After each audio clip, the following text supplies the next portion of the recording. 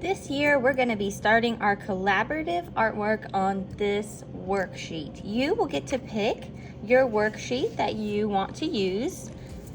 I have several different varieties that you can choose from. Once you pick the one you're going to choose, then you're going to start coloring it. This is a monochromatic color scheme.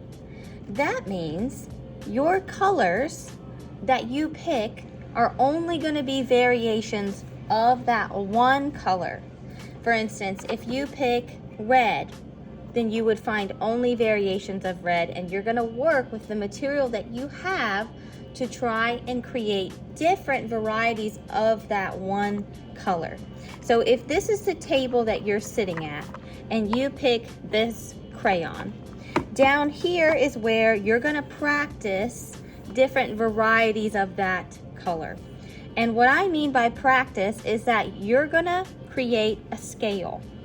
So you're gonna try very lightly, and this is practice over here, so you do not have to color in the lines. This is something that you're gonna do pretty quickly because you just wanna see what it's gonna be like depending on how hard you press. Crayons, you can show a variety of different color scales based off of how hard that you press. So this is very, very light. I'm not pressing very hard at all, but I still want to color in the white part. I'm going to press a little bit harder this time and a little bit harder this time. So now I've created, this is still the same color, but these are 3 different shades of that one color. Okay, you also have a different color crayon in here. And I'm gonna try that same thing again, just really lightly, a little bit darker, a little bit harder, and then finally I'm gonna press down pretty hard. And you can see the different varieties there. This is as hard as I'm gonna press, and this is as hard as I'm gonna press with this color. These are 2 different colors. You can see that there, okay? So, with that color scheme, then you're gonna work on your design, okay? This is a collaborative piece. I would write your name at the bottom just in case we need to work on this again. You can practice down here as well. So if you don't really know what kind of design you want to do, I would definitely practice down here. You will have markers at your desk, so you can use those as well. The only thing about markers is that sometimes they don't color nearly as well as crayons might color. They're going to be very bright and they're going to be very vibrant, but sometimes they just don't color as well. Also, markers are darker. Markers are darker. So just remember that. When you are coloring with marker, this is very dark. This is the darkest the crayon is going to get. This is marker. So you can see the difference.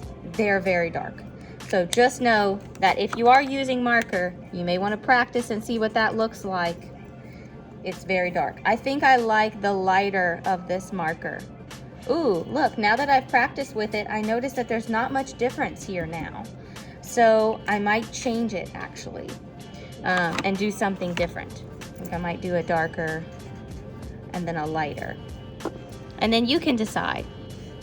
I like to do something called lawnmower coloring, which means you all turn your marker to the side so you get the widest part of it and go back and forth like a lawnmower in the yard. You can turn your paper to help you while you are coloring.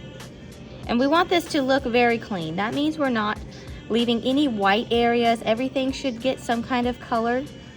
We're not leaving any white areas of this paper. So all of these little white areas I have here, I'm gonna try and cover those up the best that I can. This is going in the hallway for a huge school-wide project. I think for the background, I'm actually gonna do crayon. Really lightly. You will cut this out, so it's no big deal if you get over here or around the edges. Another tip. I can go right over the marker I just did. But if you do crayon first, you cannot go on top of crayon with marker. because crayons are made out of wax, and wax is like gonna resist the marker, which means the marker won't be able to go through this crayon, wax resist. So just like I mentioned before, work on our coloring skills, our craftsmanship. We don't want to leave any white areas. We want this to look really, really good. I'm only going to put the best in the hallway, only the best. And then the last thing that you're going to do, all right, the last thing you're going to do once you're completely done and everything is colored in how you want it. Notice this is still monochromatic. I'm not using blue and pink together. This is only one type of color. Okay, you're gonna cut it all out along the scissors. Don't cut your name out, just in case you need to come back and do something to it. You're gonna use your scissors and you're gonna cut along the outside where the scissor line is. Notice there's an image of a pair of scissors along this edge and along the top.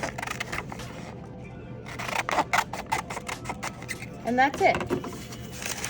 You're gonna throw your scraps away and you can turn it into meat in a bin.